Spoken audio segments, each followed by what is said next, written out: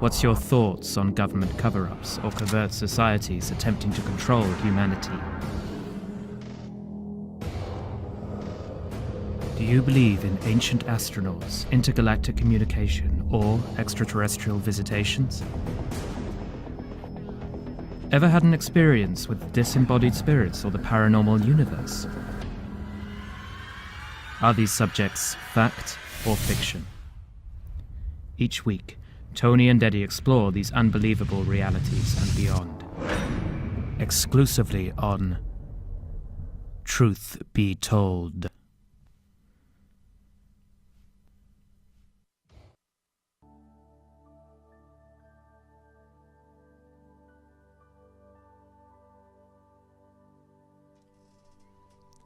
Welcome back to Truth Be Told, where we believe an experience becomes truth. I'm your host, Tony Sweet, and joining me now in studio, your other host, world-renowned psychic, Eddie Connor. And tonight, we have Walt Lusk in seat. That we do. And you know what? Thanks so much for supporting our sponsor, Earth Friendly Products. For over 40 years, they've made the planet a safer, cleaner, and a greener place to live with their all-natural home cleaning products and much more. Make sure you find them or request them at your local grocery or health food market. For more information, go to ecos.com. And take your mind on a literary journey by traveling over to adventuresunlimitedpress.com to purchase books from our famed experts that are featured right here on Truth Be Told. Our next guest is Chad Mercree. I knew I'd do that wrong. Chad Mercree. He written a book, y'all. He wrote a book called The Way of the Psychic Heart, and it's about developing your spiritual gifts in the everyday world. And Chad has spent many years exploring his psychic gifts through meditation and a connection with nature. He holds a Bachelor of Science degree in Natural Resources Management from the Grand Valley State University, and he lives in Naples, Florida. Please welcome to Truth Be Told, Chad Mercree. That's right. Chad is in the house. How you doing, Chad? I'm doing great. How are you guys? Great. Well, thank you so much for joining us on Truth Be Told tonight. We appreciate it. I'm so happy to be here. And I'm Eddie. I want to let you get started since you couldn't say his name. I will see, Chad. Now look, I will reach over and cut somebody right here. Uh-oh. But it's okay because you're safe. Where are you? Are you in Florida right now? Oh yeah, I'm enjoying sunny Naples, Florida right now. Ooh, how's the humidity back there? It's not that bad actually. I was going to say his hair's still high, so it's not too bad. Good. It's not completely frizzed out. Yeah.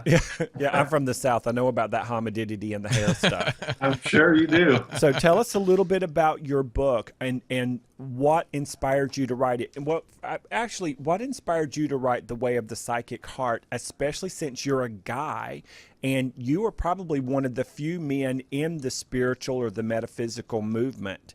And so what was it that inspired you to write The Way of the Psychic Heart, and how does it feel to be an enigma in the spiritual community when you're at the conference and there's 7,496.2 women and you? Exactly. Well, that's a good thing. Yeah, that's the story of my life, right? The reason I got the idea for the book is because I had a really bad experience with a guru, and I was really frustrated with the whole idea of somebody else, up there in power, giving you the keys to the kingdom, so to speak. And since I was a kid, I was lucky enough to be born with psychic experiences, and I always followed those feelings, those impulses, always listened to my intuition, and I found the strongest connection in nature. So for me, having a guru say, you can't get to that free space unless I take you there, that really bothered me. And so I decided to write this book, and I share everything I discovered for myself that helped me develop my skills. What was your most unique experience in nature? I'm the same. I grew up really intuitive, and even though we were dirt poor, we ended up moving to a trailer park out in the boondocks, literally out in the country, and it was so over-infested with snakes and stuff like that when we first moved in, so they had to clear it and bulldoze it. But the property had a creek that ran all the way around the bottom lower lot and then the back lot, and then it went out into the woods through a cow pasture. So we as kids, that was my solace. I would be with my feet in the creek. I felt like I was connected to a higher power. Was it a creek or a crick? It was a creek. Depends where you're from. That's right. It had a crook in the creek, but it was a creek, not a crook. No, It's like a beautiful piece of property. Oh, it was drop dead gorgeous. And then you have the light coming through the trees, and then you have the four seasons back there. But I loved the trees and the nature and the grass and stuff. So what was it with you? Tell us an experience you had when you were growing up where it was like considered almost science fiction, if you're comfortable talking about it. Tell us about that. Well, one that just popped in my head was, I grew up in Michigan around the Great Lakes, and I used to go up in the summer to this place called Beaver Island.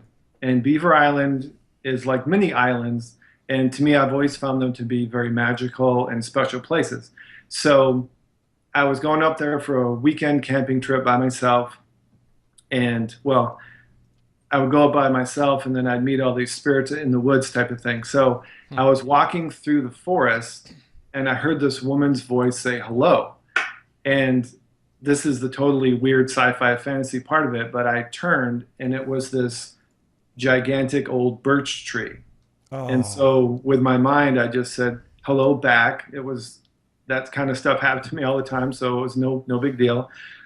And she said, I have something I want to tell you. And there's this gigantic boulder right next to the tree. So I scampered up on the boulder so I could get closer to the heart of the tree. And we had this amazing conversation. She said she was a rainbow birch and that they used to be very common in Michigan, but there were hardly any of them left, and they were a sacred tree. And I said, okay.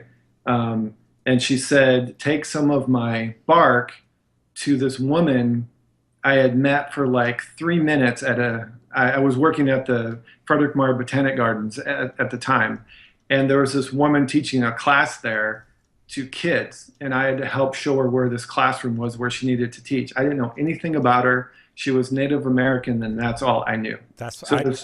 So this tree says, take some of my bark. I'm not the type of bark that you weave with. I'm the type of bark that you burn as smudge. And she'll know what ceremony to do to help bring the spirit of the rainbow tree back into the lower peninsula of Michigan. And that will in turn help us live there once again. So I just said, okay. I took some of her bark, put it in my backpack, and continued on my merry way. And it was the following week, I tried to figure out who this person was. It had been months before that she was at the Botanic Gardens, and it took me a while, but I finally figured out where she worked. And she worked at this intertribal council where all these Native Americans in Grand Rapids would come together, all ages. They'd share stories and just kind of hang out. So I called her up, and she was very skeptical, of course. This white guy wanted to talk to her about something, I told her I didn't want to tell her on the phone. It was something kind of weird. So I go there, and it was on a Saturday. It was this big community event, and there was like 150 Native Americans in this room. Wow. And she would not talk to me in private. She said, no. We were standing in the middle of the room. She said, you tell me here and now. And she kind of raised her voice, and everybody stopped talking and looked at me. So I was like, all right, this is how this needs to go. I'll just go with it. So I set down my backpack, took out the birch bark, told her the whole story, and she said megwetch, which means thank you from the heart, she told me. Because she said this is rainbow birch tree. There's hardly any of them left, and this is not a weaving birch, not for baskets. It is a smudging birch. So, I mean, to me, that's bridging science fiction and reality, or fantasy and reality, because I didn't know anything about that tree. Yeah. I mean, I'd gone to school for environmental sciences and stuff, and I knew about, white birch and yellow birch, stuff like that. I never heard of a rainbow birch, and I didn't even know, if it was populous or not in the state and what to do with it and all that. So. And how old were you around that period? I was probably 22. Wow. Hmm. That's remarkable. I had a similar. I've always been psychic, but whenever I started studying it, whenever I got into my 20s, so I could harness it and become better at it, I had met a friend of mine. Her name was Barbara, and giant. Long story short, I love to go walking. And lived back in North Carolina, so they have these long trails through the woods and by the Eno River and all these reservation areas and stuff.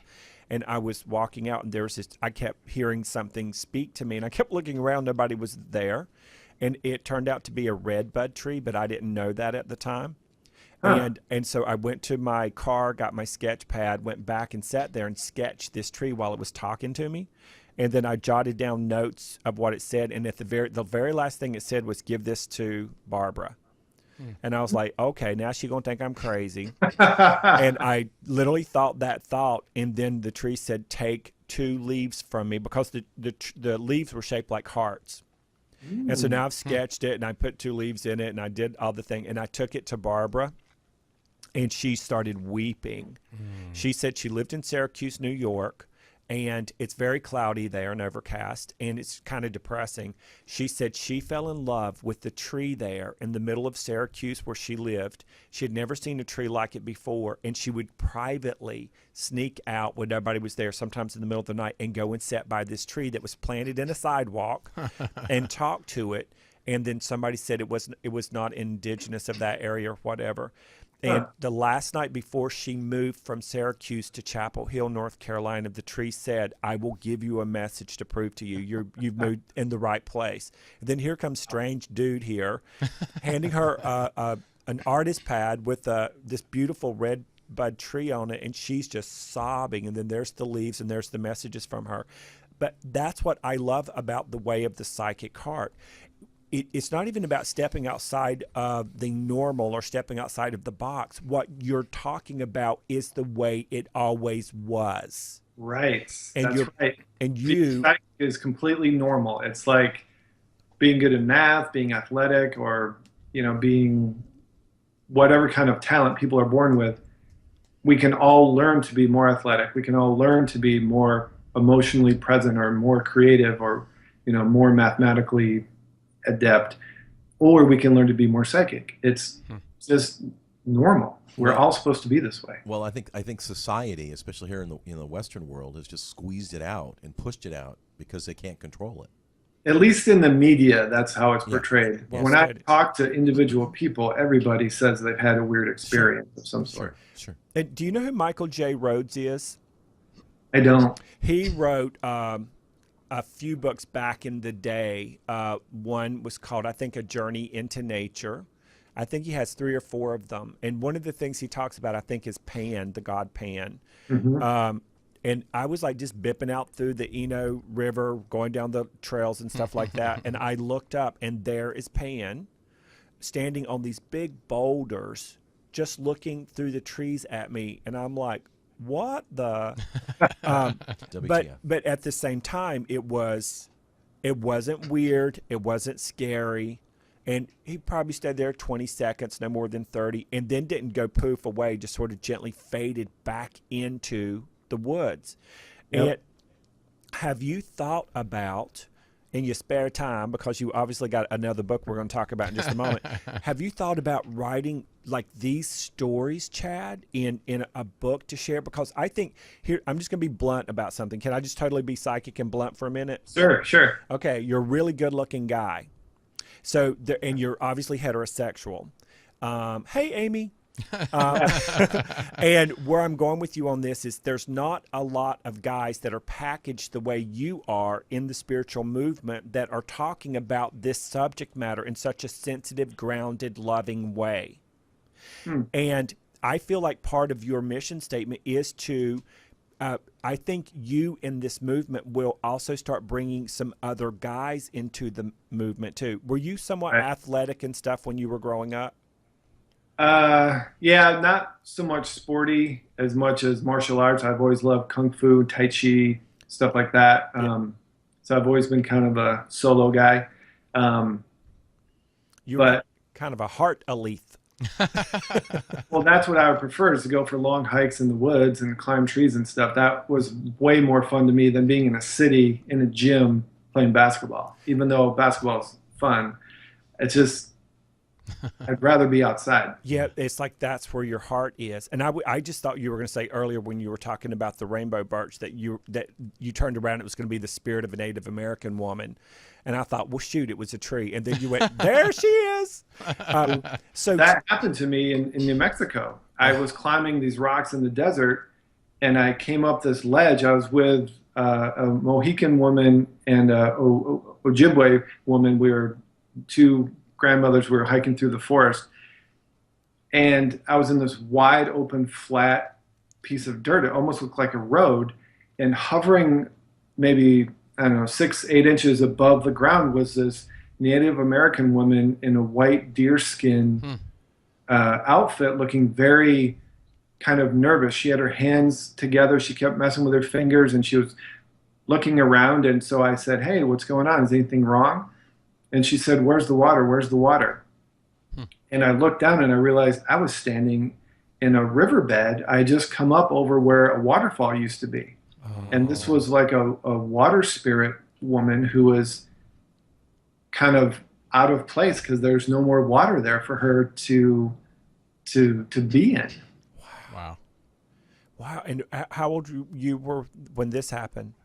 Gosh, let's see. I was maybe 35, 36. That's I feel you. I can see you in my mind's eye leading people to places like that, taking people back out in nature, reacquainting people, children, adults, men, women, whatever. Oh, that would be fun. I can. There you That go. feels There you go. like your element, there and you my go. goodness, you've got so many spirit guides around you too, and you've done this beautiful job of keeping one foot in the real world, as it were, and one foot in the non-physical world simultaneously. And I think you've got a couple of big, great new things coming to you that you're not even aware of just yet. It's going to be so much fun to see. Well, there's this group of women I call the grandmothers, who, there's three in particular who have been coming to me since I was like maybe 12 or 13. And they're like old school, ancient spirits. And they've given me this story to share. And it just seems so outlandish. I was just talking to my wife about it tonight, about whether I should write it as a memoir or fiction. And I keep thinking I should write it as fiction because some of it's so weird. Nobody's going to believe that it actually happened. Right. It's funny. The word fiction popped into my head about 10 minutes ago Aha. for you. I don't know why. I just said fiction. Well, Yeah. and I find that people can handle that easier. Yes. And then Yes. it will get to more people's Yes. hands and in more people's hearts. And Yes. then Right. whether it's fiction or not fiction, you know what your truth is. I'm doing Yes. the same thing with my past life books and my series, Moon Shadows, but I'm literally writing it as fiction. I'm calling it metafiction, though, for metaphysical fiction. I love that. Yeah. Oh, that's good. So, but I honestly, you truly have not seen anything yet, Chad, honestly and truly.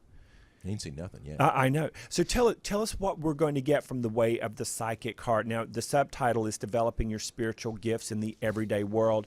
Now, Right. Tony has it up on the screen, but we have one in the house too, because, I bought your book, child, okay? Thank you very much. I appreciate So I was like going, because, I go into Barnes & Noble and I'm loving it, and I'm flipping through the Hold that up self-help, again, and I'm going over to self-improvement, metaphysics, spirituality, and I saw your name and I went, my Chad?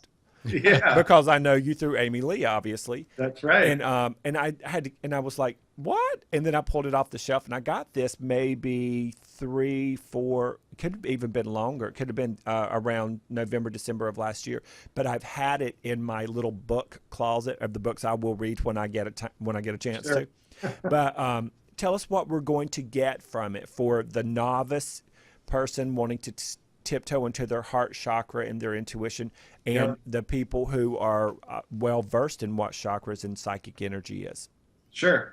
Well, The Way of the Psychic Heart, it is an introductory book. So if you already are psychic and have a lot of psychic experiences, some of the exercises you may be familiar with, some you may not. But I start the book with the idea that it's not about psychic power or mental power or mind power, ESP, any of that kind of stuff. But our whole, in my experience, our consciousness comes from our heart. And psychic ability is nothing more than becoming aware of things that we usually ignore. So as we live more from our center of consciousness, our awareness will naturally enhance and increase, and we'll start noticing and observing things that we may not have paid attention to before. So to go through that process, I really emphasize protection, mental protection, physical protection, emotional protection, because a lot of new people on this path get really excited and, man, they just want to see auras around everybody. You know, they'll go out to a club where everybody's drinking and they may be drinking, and then they want to try to see auras then, almost like a gag trick. And I advise against any of that kind of stuff. I'm sure you would too. I like the fact that your book is in little tiny bite-sized pieces. I mean, each little chapter isn't very long. And Right. the conclusion is psychic is the new normal. That's right.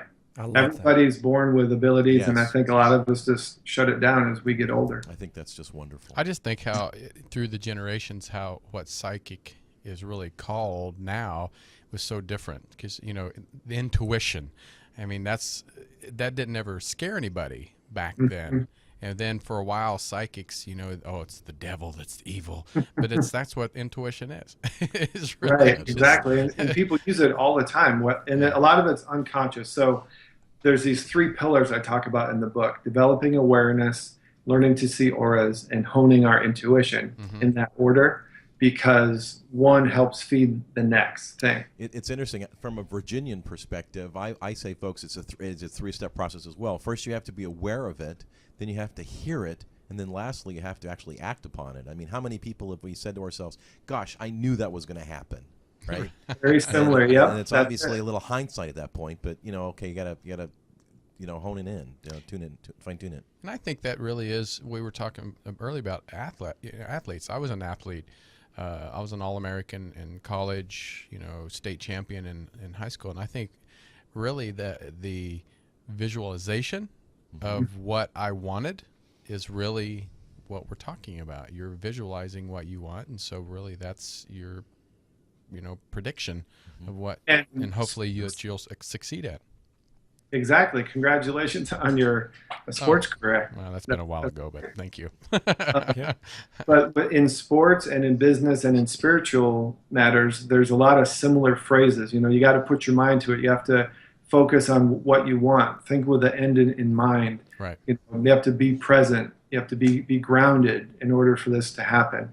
And that's similar in lots of different areas of our lives, because it all comes from our ability to create and direct our lives. And if we agree to become more aware and observe and pay attention to things we don't usually look at, magical things will happen. And Chad, were you always a sensitive guy, even growing up at a time? We were talking about this earlier as well, and that is, it's not a big calling card for you to be the guy that has all this wonderful sensitivity. We sort of had to dumb it and numb it down when we were growing up. Did you have the same experience? Oh yeah. Well, I always paid attention to it. I always liked it and thought it was cool. It was kind of my escape. I grew up in the hood in high school and junior high school, and there were gangs. It was around that whole time when, the Bloods and the Crips were spreading across the U.S. There were the Vice Lords and the Gangster Disciples. And Wow. I had one white friend. All the rest of my friends were black or Hispanic, and the majority of them were in gangs, and they protected me. But I never talked about anything to do with psychic ability or anything that would make me seem weak. Yeah. And that carried through to my adult life. And I mean, to be honest, until I wrote this book, even my close friends didn't know that I was psychic or that I considered myself psychic. I just kept it quiet. Yep. Wow. And that's a tough thing to do, because the light in you is wanting to be shared with the light in others. And I feel like, in my mind's eye, as you describe the gang life and growing up in the hood, I can feel where they felt you were bringing something to the table, but they didn't quite know what it was, but they knew it felt right to them on a core level, and vice versa. You know what I mean? Yep. And they would say I was the most cool, chill person they ever knew because I never said anything. I never started any trouble. I never antagonized people. I was as cool as a cucumber. And they always felt comfortable around me, I suppose, from that reason. So let's move forward to you being in a marriage, in a love relationship, a soulmate relationship with someone who is also instinctual and intuitive and that sort of thing. Did that bring out your sensitivity even more? Yes. And I had tried to find that in previous relationships and it just didn't work. They were either afraid of psychic things that would happen because when people get around me, sometimes, you know, things start to happen, like it almost activates some of their psychic abilities. And a lot of people would just freak out and shut the whole thing down. Oh, wow. But with my wife, Amy, I'm so lucky. She's right there with me, and we both help support each other and give space to each other for this whole process to unfold. And it is really fun and really cool.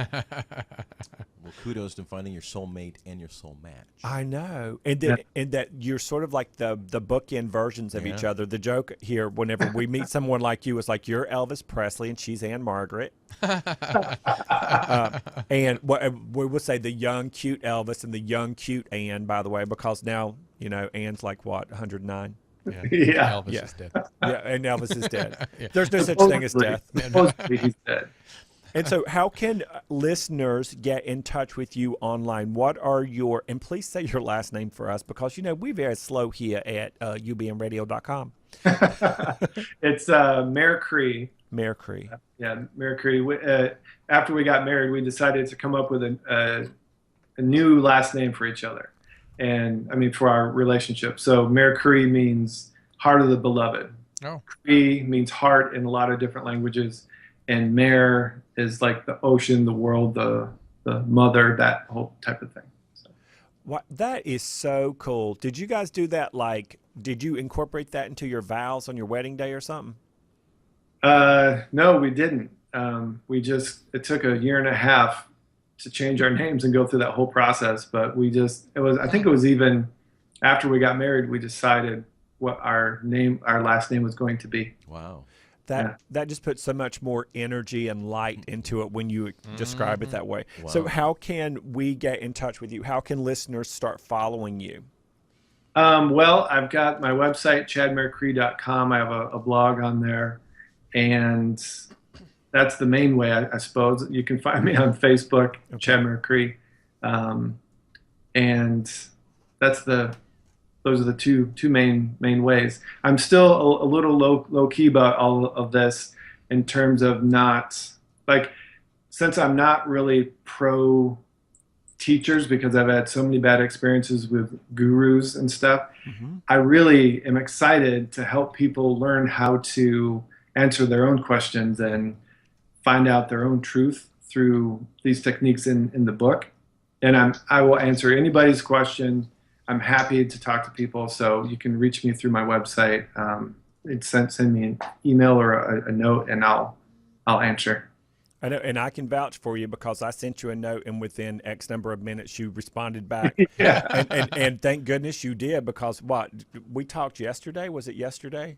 That's right. And then it's kind of like, hey, you want to do an international radio show tomorrow? Sure. And you made it work, and we appreciate that. Now, we want to congratulate you because we just found out that your book, The Way of the Psychic Heart, is also getting ready to be written, translated into French. There you go. Ooh. That was such an exciting bit of news. Amy actually found that. She was looking on Twitter for anything to do with my name, and somebody in French wrote how they were excited for The Way of the Psychic Heart to come out. It was all in French, and I was like, what? Wow, you didn't even know. That's So amazing. what happened? So what's the next step? Yeah. The next step is, I guess there's some other foreign markets that are looking at the book, and anytime that happens, I'll get some copies in that language, which would be totally fun to have you know, a whole bunch of copies of the book in all these different languages. That'd be so exciting. International. There you go. And tell us a little bit. Well, in Mercree, that sounds so French anyway, don't it? Right. Well, not and one- my birth name is Brunette, which is French. We're all French and Native American in the Great Lakes area. God, I so want some black, some Native American, some Spanish, something in my stupid white Irish chart. I just do, because I relate to all of those cultures so much more. I feel like a black woman trapped in a white man's body, and Great. sometimes it has helped me, and sometimes it hasn't. Right, I'm I'm sure. not going to say a word. So tell us a little bit about, no pun intended, a little bit of Buddha. Tell us about this book. So that's exciting. There's a series of books with a little bit of intro. There's one on dreaming, and I think there's one on astrology. And I was asked to write this book about the Buddha for Sterling Ethos book publishing company. And it just goes through a little bit of the Buddha's life, what's known of his life, and some of his basic teachings. What was the biggest surprise you found out when you were working on this book? The biggest surprise was that some say he was poisoned when he was in his 80s. Other people say he choked on a piece of meat. So I just thought that was such kind of a humbling way to go for somebody that's supposed to be the most enlightened person we've ever seen, you know, that kind of thing. I just thought, you know, everybody's human and we're all learning our life. Who knows what we're going to attract in our life? You just have to try to make the best of it. Yeah, I love that humbling aspect of it. I mean, because you never like put Mama Cass and Buddha in the same sentence. Say that, I know. I was picking it up from your energy field, not from your heart, but from your head. I was like, how Mama Cass? So where do you see yourself 2 years from now? Where do you see yourself? Well, I'd love to finish my fiction book, at least book one of the series. Yeah. And be well on my way to finishing book two. In our spare time, my wife and I also love to make short films. And we just finished one. We're about to start a third. And I'd love to be doing more of those, maybe a feature-length film, all with a spiritual theme. This might be a little psychic question, but you know, obviously with the success of What the Bleep, and then there's The Secret, and now there's a new money one coming out, and some things about physics and that sort of thing, and metaphysics. Would you consider living half the time in Hollywood and half the time back in Naples, Florida? Oh, that would be great. Yeah. Because it feels like there could be something that you guys have up your sleeve that you're brewing on a little bit that is sort of like, and it was just, here I am, the dummy. I'm going to say it on international radio. It's got a physics spin to it, intuitive spin to it. It's got the psychic heart kind of brand associated with it, even though you and Amy are both brands in and of yourself, separate and together. And I think it would be a game changer in our industry and in the mass consciousness to come up with something that's like a secret for the nature world, the trees, the elementals, and that sort of thing. There is nothing like that, Chad. That would be fun. So in your spare time, put that on your list. Somewhere in LA, let's have lunch. Yeah. Oh, yeah. That would be so much fun. Hey, and if you're just tuning in, you're listening to On Air with Tony Sweet's Truth Be Told. I'm Eddie Connor. I'm Tony Sweet. And I'm Walt Lusk. And we have Chad Mercree. Mercree. We have Chad Mercree. Mercree. Is that right? Yeah. Okay. We have Chad Mercree on the phone, and he is on the line. And his last name is spelled Mercree. And thank you for doing it like phonetically for me, because obviously it's helped me every time I've gone to pronounce your name. Yes, it didn't work. And we're speaking to him about the way of the psychic heart. It's developing your spiritual gifts in the everyday world. And he's talking to us a little bit about A Little Bit of Buddha, which is a new book that's going to be coming out. And now he's already promised that when he comes to LA, he's going to come here with us. He's going to have lunch, and he's going to do some stuff live in studio, right? He said he's going to buy lunch too, right? Oh, yeah. No? You're so psychic. Oh. I don't think I said that, but that's what I'm going to do. Thank you, Chad. It's like, I'm like, okay, so the owner of the station is like, oh, so Chad, the guest, is going to buy our lunch. I'm like, no, Well, bitch, you it don't know. work that way. Oh, okay. My mistake. Yeah. Hold a bigger vision there, Tony. Okay. Sorry, Chad. Eddie's buying. I like that. How did that just happen? We all agree. Okay, go ahead. Okay, now Chad, so tell us when you guys will start doing relationship workshops or seminars or symposiums, or is that in the cards? Never thought about it. Really? Never thought about it. Well, you should be like his That manager could be then. fun too. There's lots of ways to help people, I suppose, right? Well, I Yeah. mean, there's a relationship, and then of course there's relation shift. Oh. We talk about that on my radio show. Oh, wow. Okay. What? And so, you know what? You guys could do like a totally like little weekend thing. They would throw money at the two of you just to be walking out in nature. I can literally see this image of you guys standing around a tree, holding hands and or just holding your heart chakra and sending energy to the tree and vice versa. And then each of them talking about what they're picking up, or even have their little sketch pads there and jot down what they feel the consciousness of that tree or that boulder or that body of water is sharing with them, and then come and compare notes around the campfire later in the evening. That's called relationship. Oh, look at you. Stuff like that for free. Just get people together and do that. I still have this uncomfortable thing about money and spirituality. To me, it's like peas and carrots. They might go well together on a plate, but they're two completely different things. And my best friend growing up, his mother became friends with us too, as we all learned that we were all psychic. And she came from a Native American background, and her big thing she always taught me was, if you are a teacher, your students are your family, and you're supposed to take care of them. It's not other way around, which I know we live in a Physical. Yeah, we have a physical world, and there's a whole, everybody has to eat. But I was always taught to take care of myself, and then I can take care of other people. So right now I own a landscaping firm down here in Naples, and that's how I make my income.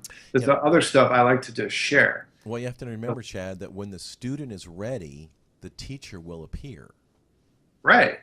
And I teach people all the time, one-on-one or in small groups, just for the joy of it. I don't really want to take people's money, especially people who are trying to figure out how to find their spiritual path and get centered and grounded so they can manifest their dreams. I just feel uncomfortable taking that cash from them. Well, but you're providing value, right? Yeah, that's Okay, true. There you go. Yeah. Well said. And that is really is that simple in a lot of ways It is. when we talk about it in a physical sense, but on the core level, the atomic level, the molecular level, your heart chakra, what your past lives were leading up to, not being able to separate that out. I understand it flat out, because I was the one that was always giving, doing, and uplifting and nurturing, serving and loving and healing. And then I ended up in the hospital a couple of times. And so what I had to learn to do, this is for me specifically, is really good spiritual teachers actually helped me understand that because I won't charge for my quote gift, if you will, and for the time in a workshop or something like that. She says, let the monetary exchange be for your physical time to do it. And then allow your spirit and your heart energy to keep filling them up while they're there. So it's the time is what the monetary exchange is for. And then being in the room to rent that space, as it were, is to let my heart and my intuition do what it does separately from the monetary exchange for the time. So Sure. It's money and time, and then heart to heart, soul to soul, mind to mind, atomic to atomic. That's how I had to bridge up and out of it personally. Yeah, and my wife is completely comfortable with the whole process. She does consulting, and has a lot of happy clients, and she's happy, and it all works out great. It's just a personal thing. I've always felt like I just want to do it for fun. And in your heart, that is perfect. And that is the bottom line. Yeah. Yeah. Wow, you're fascinating to talk to. You are. Have you ever, what popped in my mind earlier, have you ever thought about working with gang members with your gift? Because it sounds like they were so comfortable with you. Have you ever thought about working with them to maybe enhancing their life more? I haven't, and partly because I also have this weird thing called synesthesia. I don't know if you've heard of it. It's like where numbers and colors and sounds and flavors all kind of mix in the brain. And I've always been super sensitive to other people's emotions. So being around those gangbangers, you know, they were shooting at cops and robbing people, and they would go out and jump white people. They would spare me because, you know, I was cool, quote unquote. Yeah. But it was a lot of just really intense stuff that it's not really my cup of tea to delve back into that. Right. I'm sure that's a huge area of need for that community. And I love the question, Tony. For me, the reason I love it is because the first thing I did whenever I went out into the world as an intuitive and as a healer and all of that stuff is I went to, and I'm going to use all the wrong language for a second here, Chad. I went right to the people that were the most broken and damaged and who wanted you to do it for them, but not do it with the information you're sharing. Right. And I also accidentally, and I'm really good about this now, I'm really good at not really giving my opinion unless somebody asks for it. Right. And a lot of times these people, wherever they are in life, if they're not asking for the information, they are certainly not ready to hear it. Right, they are. But then there will be the day you watch. Mark Wahlberg is a great example of this. Boy, that was a career, wasn't it? It's like Calvin Klein model, good vibrations, and now he's an empire. His brand is an empire. And he, like you, sort of gangbanger and all of that stuff growing up, I think in the streets of Philly. And he said after he started to make it and became a household name, then his buddies, the former gangbangers, would all come around and they would sort of sneak and hand him a piece of paper. And it's like, dude, what's this? He's like, well, I wrote a poem. And, you know, or I wrote some lyrics, or this is sort of what I was feeling in my journal. I would like for you to read it and tell me how you feel. Because he's a really super sensitive dude. Yeah, he is. And he's also very grounded as well. Yeah, and you have that frequency about you is ultimately where I'm going. But I love what you said, Tony, because the first thing we want to do is go heal the broken. But if the people if they don't come to us, if they're not ready, it is a damning experience. It will beat someone like Chad and us in this room up because we're really, really sensitive. And it's a powerful thing to be sensitive. Mm-hmm. And so I try to respect that. I know that about myself, and, you know, I seal up and everything when I go outside and into the world, so to speak. But I just try to avoid high stress situations just because I don't really need to be around that kind of environment. So I just like to be nice to myself and avoid that. Well, it's good that you know that. Yeah. Because there's a lot of people that don't recognize that. So, yeah. Well, and there's a lot of people who know to be nice to themselves and still aren't nice to themselves. Right. That's a big deal. That's true. So do you have something coming up that we need to know about that we can direct Tony's fans to? The only thing that's coming up immediately is the French release of The Way of the Psychic Heart, and also a short film we made called The Birthday Gift, which is about a woman meeting her fairy godmother. And we'll see that we'll have a launch for that. It'll be available on YouTube and Vimeo. So awesome. And your website is chadmercree.com. .com. That's right. Got it. This is so exciting. Now tell us something about you that the rest of the world doesn't know that makes us fall more and more in like with you. Oh man, what could that be? So many things. Oh, put me on the spot. I have no idea. I love to cook.